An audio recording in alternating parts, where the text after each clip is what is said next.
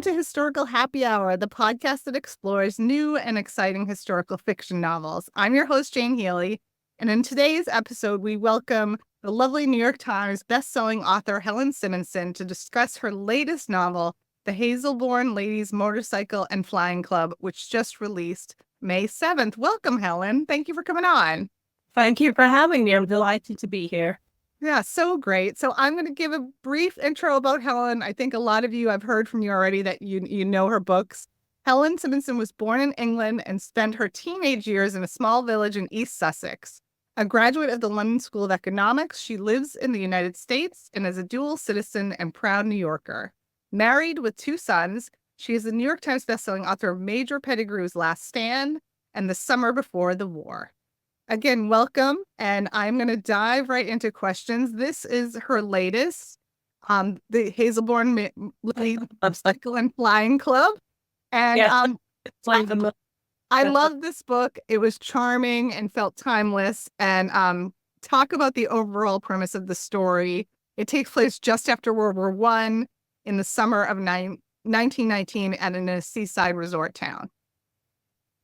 Yes, so it concerns a young woman named Constance who has spent the war running a large country estate because the lord of the manor and the estate manager were both called up to serve. And now here we have the end of the war, and she's quite abruptly told that her services are no longer required. They want to get a man in to do a proper job. And along with that her tied cottage will be going to the new estate manager. So she's sort of somewhat abruptly without prospects, and she's expected to be grateful to this family to be sent to the seaside for a few weeks as a lady's companion to their elderly mother who's recovering from the Spanish flu. So here we have a summer where the world is getting ready for peace celebration. We think of the end of World War I as being November 1918, but the whole Treaty of Versailles had to be negotiated, so actual peace did not break out until July of 1990. So while the rest of the world is celebrating, Constance has a few sort of anxious weeks at the seaside where she has to find her entire future. And while she's there, she saves a local young woman from a terrible social faux pas at their seafront hotel, and she is thrust into a Poppy Wirrell's world of trouser-wearing independent young women who have founded a motorcycle club in order to keep themselves employed and riding after the war. It's so great. And there's so many, just like this cast of characters that are so like quirky and interesting. One thing that I thought was interesting in the style that it was written up, someone is saying no audio. Hold on one second.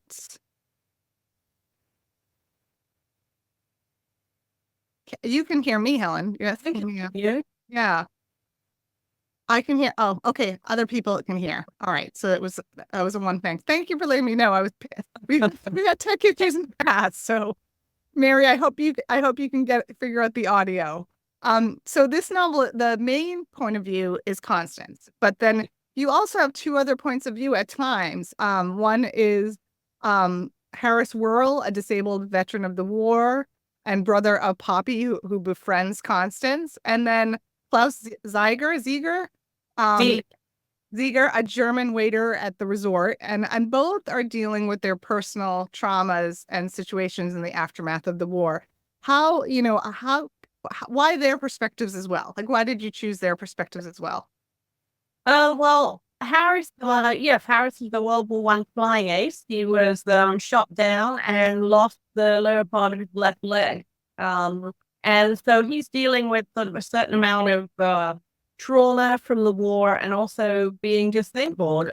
More people were disabled in World War I than killed. It was really the first war where medical advances and advances in armor, the thin helmet had come in, meant that people survived horrific injuries that once would have killed them. And so you're left with this entire population of people who need support. And I thought it was interesting. I didn't feel that government want to include such people in celebration victory parade. And there's some questions as to how they're going to take care of them. So there was sort of inadequate pensions, and people didn't really want to look at these disabled veterans. And I think that's something that still resonates today. I should note that in COVID, apparently, many more disabled people got jobs because interviewing on Zoom, you couldn't see the wheelchair. And so I'm interested in historical issues that are still resonating somehow today. Now, Harris is sort of, I mean, it's terrible to lose your leg, but he's still sort of somewhat entitled, reasonably well-off person. But even he finds that he can't get the employment that he wants. And what he really wants is to be able to fly again. And everybody looks at him like an invalid and says, there's no way we're letting you fly. So that's a great tragedy.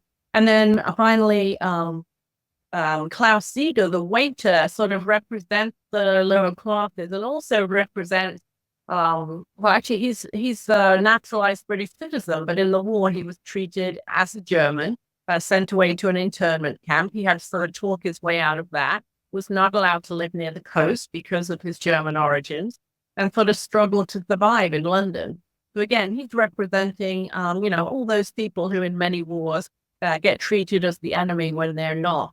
And it gives a sort of useful counterpoint to what is otherwise a sort of frothy upper middle class, let's all have tea and frolic on the beach sort of novel. So he's adding a little weight there. Yes, yeah, definitely. To that point too, talk about the kind of research you had to do for this story. You made some notes in your acknowledgments in the back. I mean, obviously, you had to do some research on motorcycling in the 1900s and flying. And so, what was your research process? Was there anything that surprised you? Talk a little bit about that. Yes, well, this novel, this is my COVID novel. Half the writers were locked down, writing about how it felt to be locked down, and the other half of us were desperate to escape in any way we can. And so escaping to 1919, where people were coming out of war and coming out of a pandemic, seemed to me like a very good place, a very optimistic place to go and hang out. I also had a grounding in the period, having done a lot of reading around the world, World War I for my summer before the war, and there were many things I felt I'd left unsaid. So it seemed a good place to start in lockdown, where my sort of chief research tool was going to be Google. So luckily I had books. You can order books online and they come. But I wasn't going to be able to sort of go to the British Library and sit and read newspapers and magazines as I did for the second book. I started looking at a lot of imagery, British Seaside 1990. I came across a wonderful image that was a German U-boat that was being towed to Scotland to be broken up, and it got away from its tow rope and beached itself on Hastings Beach. And that whole summer of 1919, while they in real life trying to prepare for peace celebrations, the entire town is overshadowed by a giant hulking U-boat on the beach. And I thought, well, I can build an entire novel around that image. And then, yes, I did a lot of research. Motorcycles and sidecars. I came across a wonderful database, motorcycletimeline.com, which is a project to digitize early motorcycling magazines. So I was able to read original motorcycling magazines. And what was also wonderful is this entire digital project is put together by one gentleman who lives on the Isle of Wight, and this is his personal passion. It's a very British thing to have such an enormous passion and not get paid for doing it. But motorcycletimeline.com gave me lots and lots of wonderful stories about all the motorcycling clubs. And ladies were invited to join, and motorcycles and sidecars, of which there were many surplus from the war, were a cheap form of transportation in an era when people could not afford cars. So to me, it was a wonderful way to sort of get my ladies out and about and have them be part of the transportation revolution. And also, in my family, my grandparents on my mother's side always had a motorbike and sidecar. My grandfather used to work, he was in World War I, and then when he came out, he worked for a company that made airplane parts and sidecars. And he must have brought his work home because he always had a handmade sidecar. In fact, I have a little picture here from the 1950s of my young woman in the family sidecar with her parents. That's amazing. Isn't that great? I remember being about 4 years old and riding in my grandparents' sidecar. So I loved that. I did a lot of research there. And then my father, who unfortunately died of COVID in the early days of the pandemic, was a lifelong aviation enthusiast. And so whenever the going got tough for me in the novel writing or in lockdown life, I would start writing again about with camels and feel like I was spending time with my dad. But I have to give, all credit to Google and other search engines for opening up the world to all of us while we're in lockdown. Oh yeah, I love, like you said about the database too. I love people who do that, like have that kind of passion for a subject, a project. That's so Yeah, fascinating. pick a piece of history and go at it on a scale that most museums, don't want us. It's really wonderful. Oh, that's amazing. Um, this quote captures one of the themes of the story. No one is sure how things are supposed to work now because the world can never go back to the way it was, even if some men wished it would. And you really highlighted the cultural and socioeconomic changes brought about by World War One, particularly for women, but for everyone, really. Talk about this aspect of the story. Like when the men came back from the war, a lot of women had found a huge, like real fulfillment in careers that they had to abandon for the men who were returning. Yes, it's quite shocking. It took a while for the British government to involve women at the start of the war, but they soon discovered that the wartime economy was going to crash if they didn't get workers. So women went into, obviously, in huge numbers, munitions factories. Mostly they came out of domestic service. It was the end of domestic service into the factories. They went into engineering. They were on the trains and buses. They became police officers. They were doing, every job that could spare a man for the front. And then at the end of the war, it was like, thank you very much, ladies. Now you can quietly go back to your kitchens and your drawing rooms and behave yourself. And meanwhile, women were like, no, we wear trousers now. We can eat a ham sandwich in the street. We're used to having our own money. For many, many women, I'm a war widow and I need an income. And they were told they couldn't continue. And in fact, the British government passed the Restoration of Pre-War Practices Act that said in many covered occupations, jobs will go to servicemen and no woman shall be employed. So my young women, and some of them have money and some of them have less money, and a lot of them have desires for careers. So there's more than one budding engineer in my Hazelbourne ladies. The door is being shut on them. That's the answer for all the sacrifices they've made. So of course I'm always a little bit outraged on behalf of women. Of course. So, and it sort of gets left out because in the World War One was so shockingly terrible. So many people died. The story of women, both their contribution and how they were overlooked afterwards, I felt had been underreported. And I'm always looking to highlight the underreported story. Definitely, definitely. And yeah, you did such an amazing job with that. I loved this praise from the Tribune. Haphazard comparisons to Jane Austen are to be immediately regretted, but there's no getting around it with the Hazelbourne Ladies Motorcycle and Flying Club. If Austen had lived a century later than she did, it feels very much like a book she would have written. And another reviewer on Goodreads compared this book to Austen's novel Persuasion. I mean, first of all, what an amazing compliment. But and I know that like most writers are fans of Jane Austen, but did she directly influence your style and voice in writing? I think she always affects my style and writing. One, she's a problem to get around when whatever kind of book you're writing, if there's any element of a love story, then Jane is a problem to get around because there's always Mr. Darcy. And your hero going to be Mr. Darcy, not be Mr. Darcy, in which way? So that's always a problem.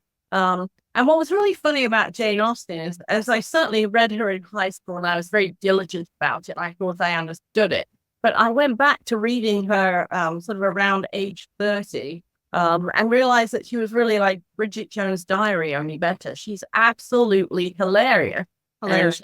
If you haven't read her since high school and you're looking for something, that's just hilarious, that you should give her another try. So I think that sort of British witty sort of humor, that it's not fast, but it's just sort of a humor of people insulting you, people looking down on other people, sort of wry comment. Yeah, we British like that kind of thing, and we're all indebted to Jane Austen. Definitely. Yeah, I completely agree with you about reading it later on. I did the same thing, and there's like so many layers and so much more humor than I didn't notice when I was younger, so I agree. Just so happy that you understood the vocabulary, but like, thinking about it, being so funny. But the other thing is, in Jane Austen, there's things, the other layer that you don't notice. Someone had pointed this out. For example, her women are always running off with soldiers, and those soldiers were actually getting ready to fight Napoleon. So it's very in the background. It's not the main thrust of the story, but there's this much darker piece of history going on in the background. And so I have to say that that's always in the back of my mind, and was certainly in writing this novel. The Spanish flu is there, they've come out of it, but the results of the Spanish flu are in this book. The injured people coming home from the war. The fact that there's still sort of some rationing and shortages, and people look kind of thin in their clothes. So this whole darker layer, I hope, is in my book. And, that was very much, once I realized that was in Jane Austen, I wanted to make sure that was in my books. Yeah, the traumas that sort of are still echoing from the war. Right. Maybe at a tea dance, walking with a Canadian airman, but in the back, all this trauma is still going on. Definitely. So I know I wanted to ask about the Major Pettigrew's Last Stand was optioned for film. And Yeah. so I wanted to know if you could talk a little bit about that. And has there been any interest in the Hazelbourne ladies yet? Oh, well, they have not yet been interested in the Hazelbourne ladies, so I'd like to make an open call to the BBC. It's available for approximately 7 shillings and sixpence if only you will take it on. Major Pettigrew was optioned up front and has remained optioned. The wheels of Hollywood grind very slowly, but such that my husband says soon Daniel Radcliffe will be old enough to play the Major. But I have high hopes that it will come to the screen one day. Excellent. I know. Yeah. People ask me those questions too, and I'm like, things are very slow in Hollywood, particularly with historical. I feel like because it requires more time and money and all the things. That is the other thing. It requires. I'm told it requires a lot of money, though. I see a lot of historical things on the BBC, and what you actually need is a few costumes and many steam trains. And I get a steam train. There's a very nice Romney Hythe and Dymchurch Railway runs right near my village in Sussex. So I know I have that. But it's slightly more expensive to do historical TV. I'm told. Yes. Yeah. If Hazelbourne Ladies was made into a movie, who would be your dream actress to play Constance? I don't actually know, and I have to say it's because, like, my characters walk into my head very much their own people, so I know who they are and what they look like. And certainly when I'm writing them, I'm not looking to say, well, I'm writing this as if it was Daniel Radcliffe playing Constance. She's very much her own person. And also, a book takes so long to write, and the movies take so long to get made that people are the wrong age by the time you get there. So. Major Pettigrew, for example, certainly Sean Connery or Anthony Hopkins, I thought, would have been great to play him. But he's 8 years old, so time has marched on. A whole new generation is now coming up who may care to play the Major. So. I think Hugh Grant might be good for the Major now. I think he's I think he's coming up. I could check my Google, but yes, Hugh Grant may soon be old enough to play the Major, as to Colin Firth. Yeah, there you go. Yeah. Oh, if Mr. Darcy was bookended with Major Pettigrew, I think that would be wonderful. Perfect. I hope it happens. I actually like Lily James for Constance in the movie version. I will take that, but it has to be played before. That's right. Yeah. Oh, that would be wonderful. So before to remind everyone, I'm going to take questions in the chat and in the Q&A for Helen, but I have a few writing related questions that I ask everyone that comes on. What is your writing process? Are you a plotter or a pantser or some combination of the two? Pantser meaning writing by the seat of your pants. I think most people don't know, but I had to put that in. So, what's your process? Well, I dislike the term doctor. So I prefer, I think with E.L. Doctor, who more graciously put it as, I only need to be as far as the car's headlights on a dark night. So I'm definitely characters walk into my head fully formed and demand that I write a story. And then I follow them around. And sometimes for months at a time, they do nothing but drink cups of tea. And it's very frustrating. I have to sit them down, have a strong word with them about creating some sort of narrative art. But other than that, I very rarely know where I'm going. I think the way I love to write when it's going well, and it rarely goes well, but when it's going well, I am just sort of time traveling and I am immersed in the scene and I'm trying to be there. So I don't really need to know where we're going. I just need to know, that today we're at that tea dance and the band on the dais has like silly boating attire. They're playing ragtime and who's on the dance floor and what are they drinking and is the sea breeze coming in the French window? And I'm very happy doing that. And then when I have enough of that, I can lay it out or hang it on the wall. I have a series of hooks. I can hang my chapters up on the wall and look at them and move things around until somehow in the shuffle a narrative arc is created.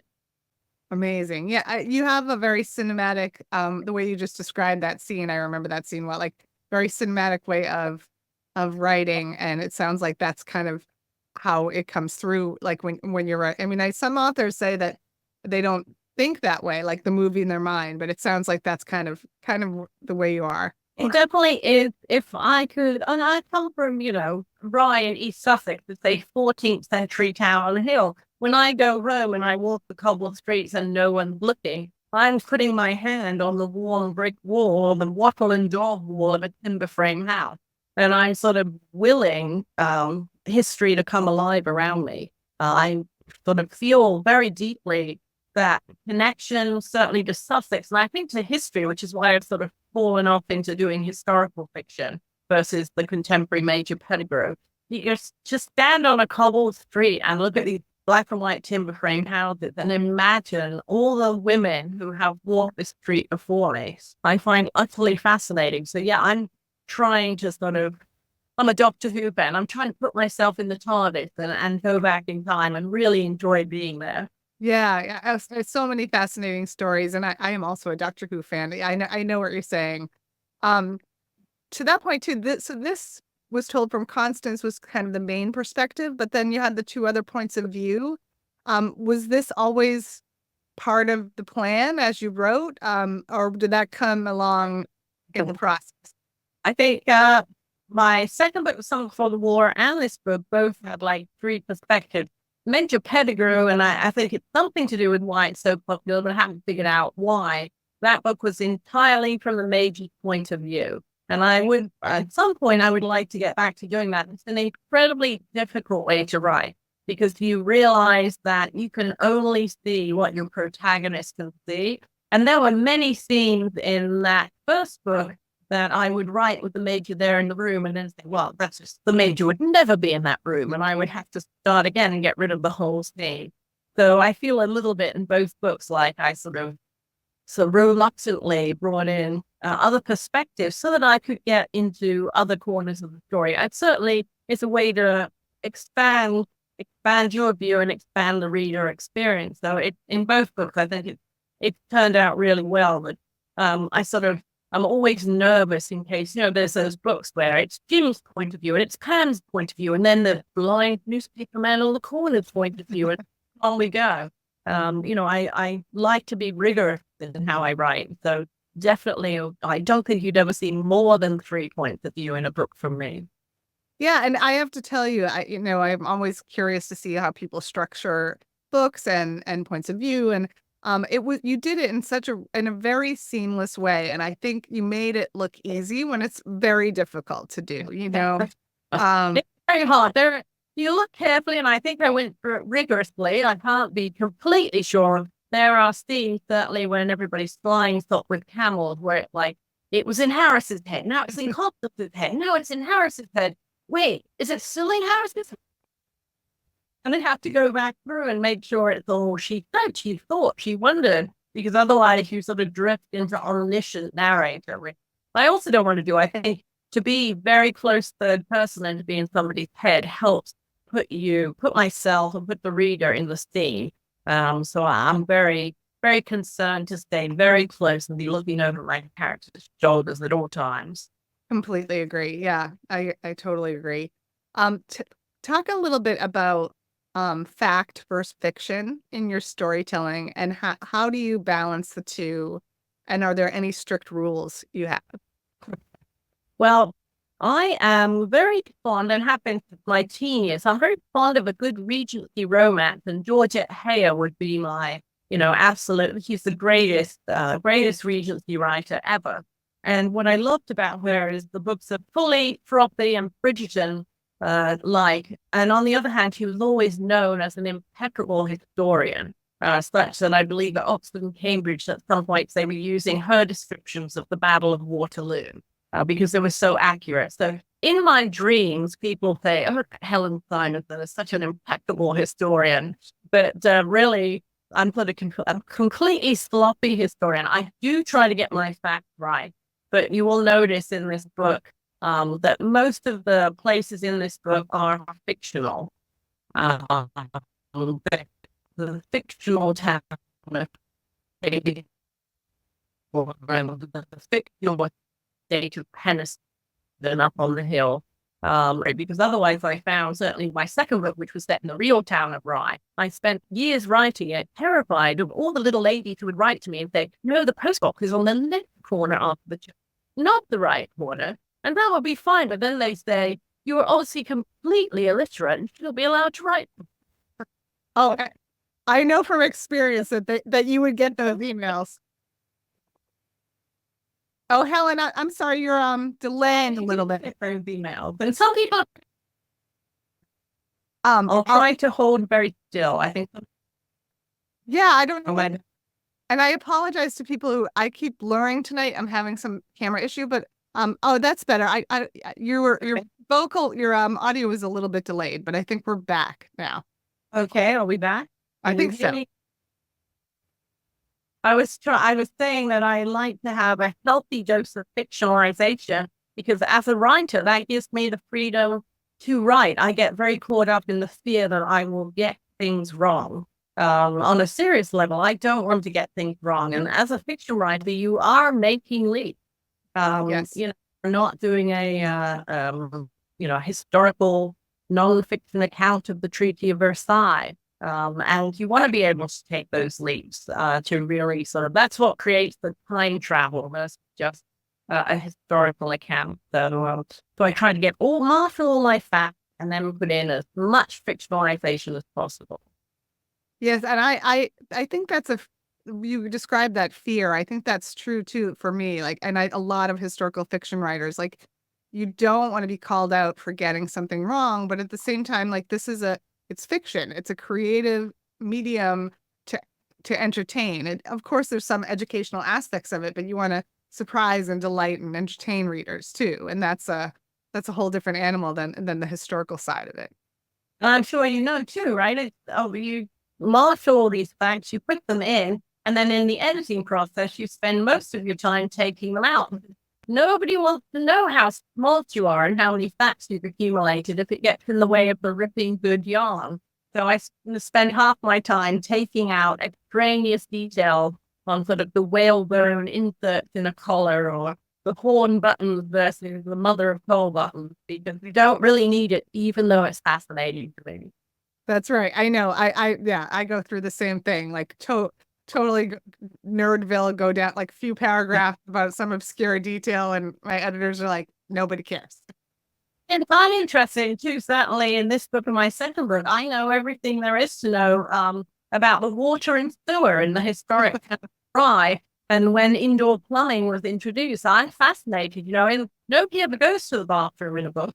But so it's not in there. I need to know how it all works. Then you realize you're not going to use any of it. But I hope that it gets in our soul, right? And then it comes out somehow in our writing, even if we aren't using the particular fact.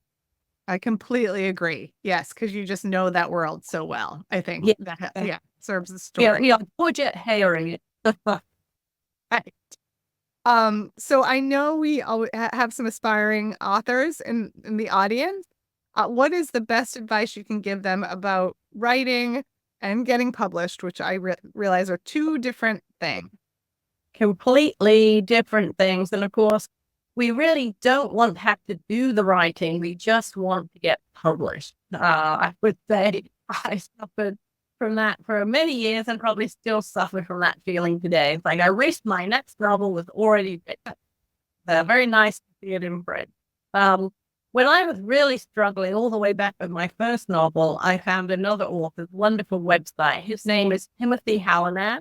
You can find him at timothyhallinan.com.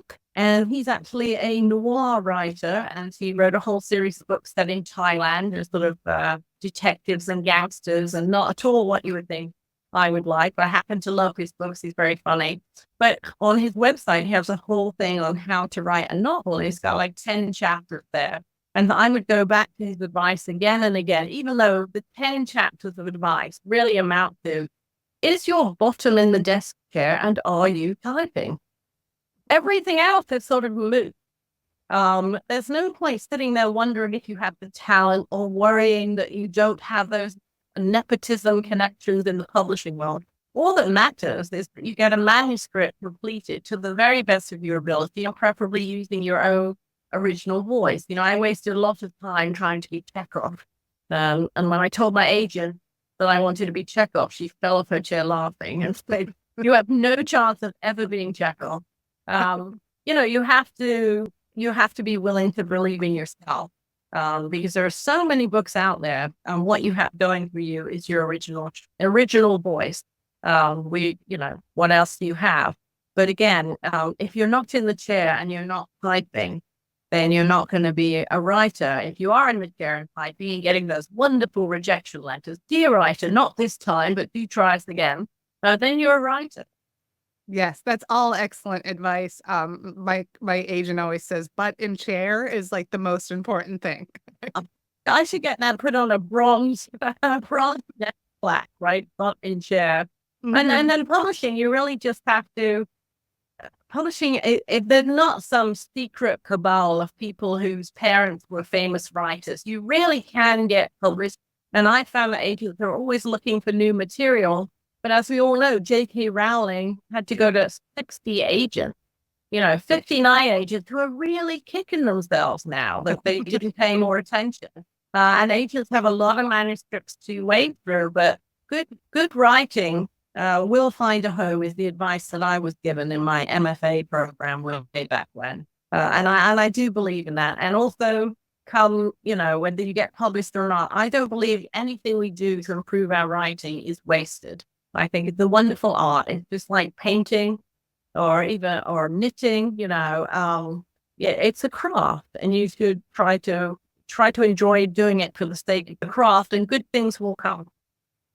Excellent. I totally agree. I have two more questions for Helen, and then please put your questions in the chat or the Q&A. Are you ready to share what you're working on next? What are you working on right now? Well, I don't have to be working right now because I'm on book tour, but I would say that I'm in that phase. We writers, we're magpies and we like shiny objects. So I'm in that phase of just collecting shiny objects. And what will happen to me, I hope, is that one day those shiny objects will morph into a character that pops up in my head and tells me that I have to start writing about them. I do have another historical project on the go, going back further in time than I have. But I also have a contemporary idea or two on the go. And yesterday in Canada, I was in conversation with a wonderful crime writer. And I was talking about the little ladies who write and tell me what I got wrong. And she said, "Well, murderers don't write and tell us what we got wrong." And that sounds like a novel.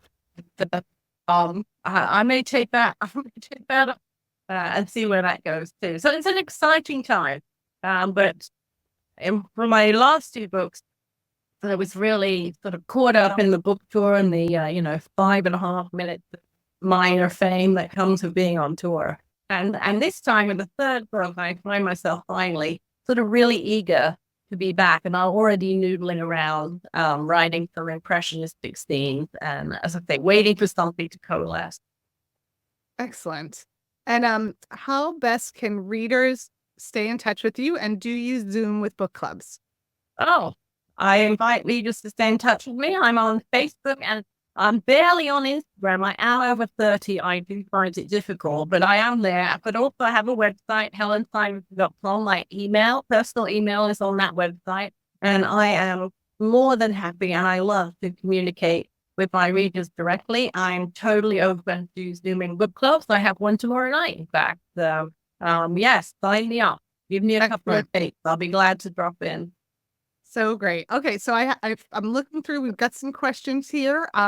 First one from Leanne Fitzgerald. I'm new to you as a reader. What book should I read first? Oh, of my book? Yeah. Well, they're all completely individual. So perhaps you want to get on the wave and go with the latest one first, she says, displaying the merchandise. And then I would say that people around the world are still writing to me how much they love Major Pettigrew. He is the uncle we all wish we had. And I might leave The Summer Before the War to last, just because it is the longest, sort of most in-depth book, shall we say, my wordiest. I can be a bit of a wordy writer. I love my description of pastoral landscape. So I might suggest that. Or if you're like me, you would just go in year order and do them in order in which they are published. But thank you. I'm delighted that you want to read them. Excellent. Let's see. Emily Haynes writes, thank you so much for this excellent conversation. I'm working on a novel that takes place during World War I and the interwar years.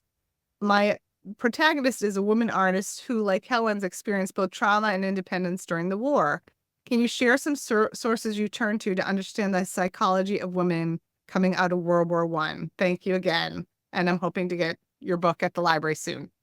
Yeah, I can share a book review. Oh, you must this book. Henrietta Heald, Magnificent Women and Their Revolutionary Machine. This is about women engineers. The Women Engineering Society in the UK was founded in 1919.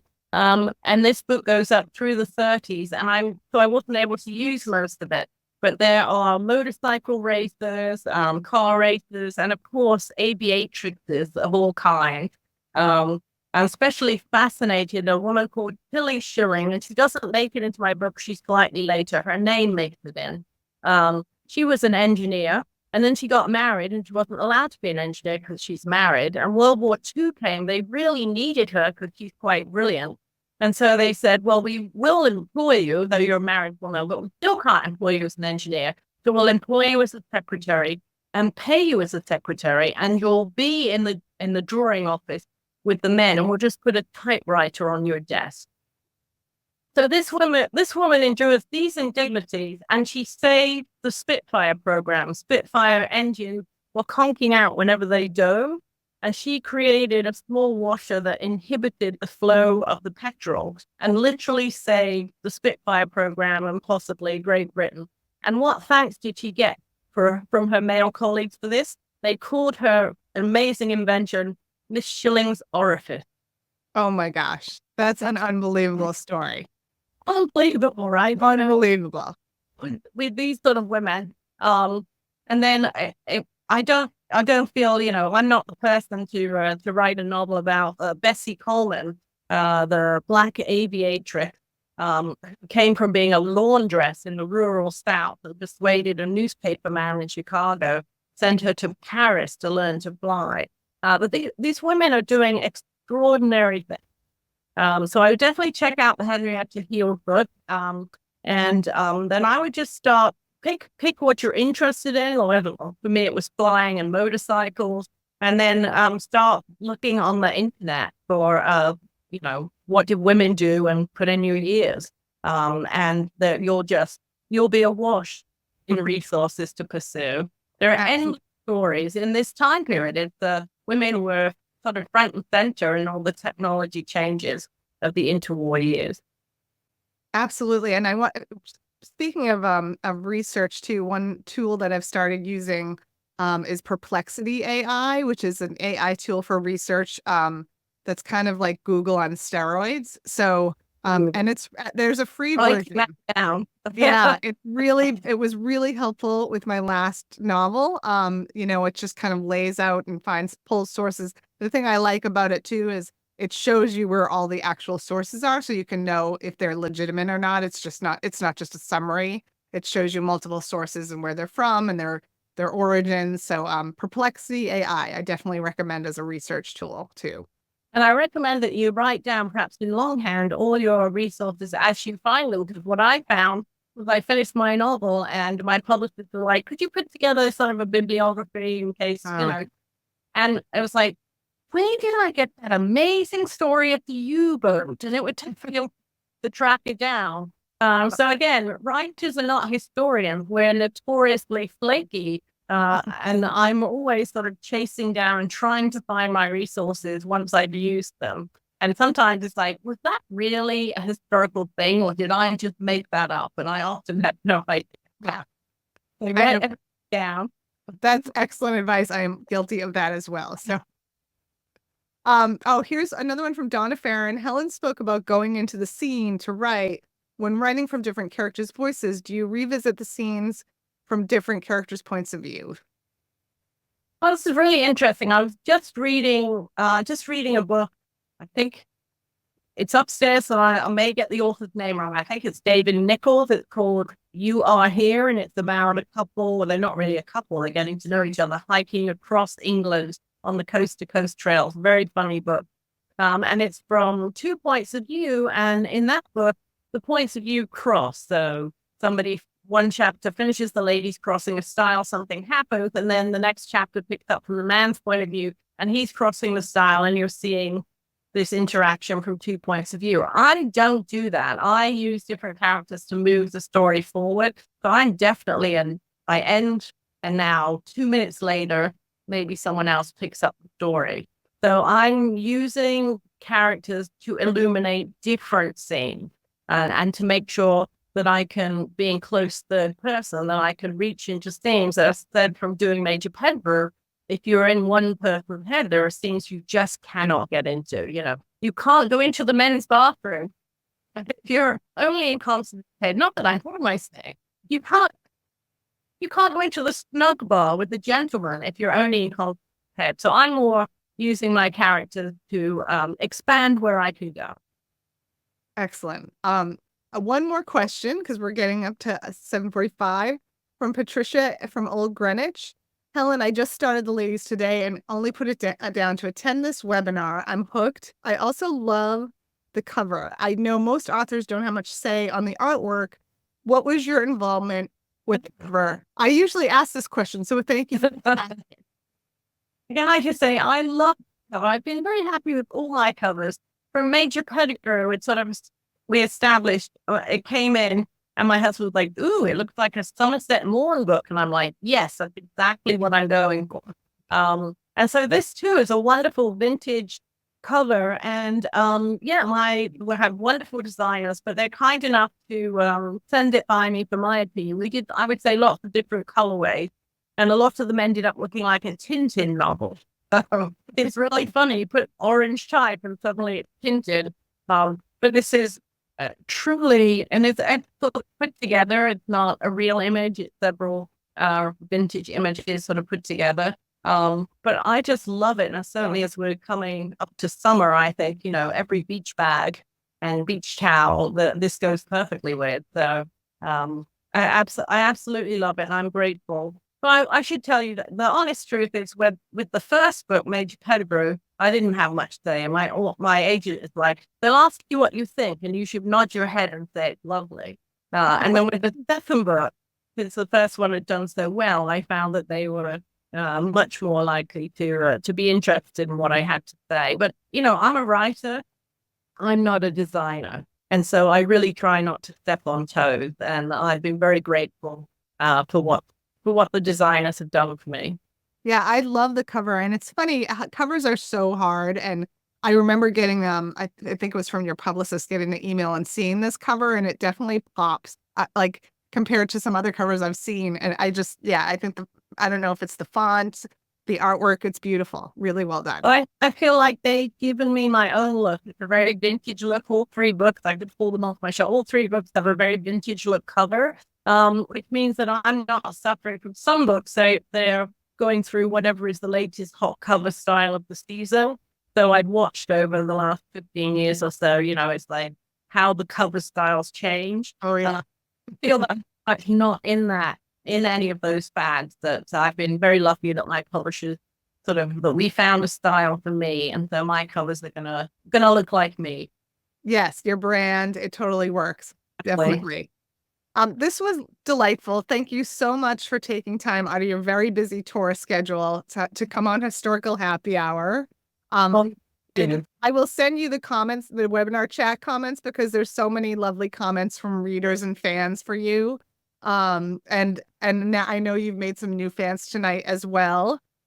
Just some housekeeping. Next on Historical Happy Hour, I have Brooke Lee Foster on July 9th to discuss all the summers in between. And after that, on July 11th, I got a busy July, Erica Roebuck. I will also be releasing a special bonus episode of the podcast with Kate Thompson, who just recently released the Wartime Book Club. Remember to follow the podcast or subscribe. And thank you again, Helen, so much. I wish you so much success. Congratulations on this latest. Thank you so much for having me. This has been an absolute blast. Oh, great. Good night, everyone. Thank you so much. Take care.